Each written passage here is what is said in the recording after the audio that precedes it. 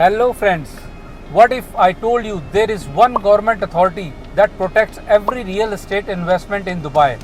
If you are planning to buy property in Dubai, you must know about DLD because it could be the most important part of your investment journey.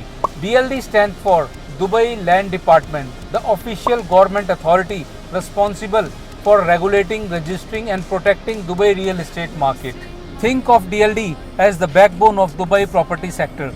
Whenever a property is bought or sold, the transaction is officially recorded by Dubai Land Department, ensuring your ownership is legally recognized and protected.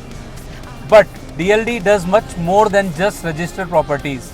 It regulates real estate developers, brokers and agencies, ensuring every transaction follow Dubai properties law. This creates a transparent, secure and investor-friendly environment that has made Dubai one of the world's most trusted real estate market. You have probably also heard about the 4% DLD fee. This is the official property registration fee that buyers typically pay based on the property's purchase price along with applicable administrative charges. So, if you are buying an off-plan property, DLD also manages the Uqud registration system, which record your ownership while the project is still under construction. Once the project is completed and handed over, DLD issues your official title deed, confirming you as the legal owner. This legal framework is one of the biggest reasons why investors from around the world choose Dubai. It provides transparency, protects buyers' rights and ensure every property transaction is properly documented.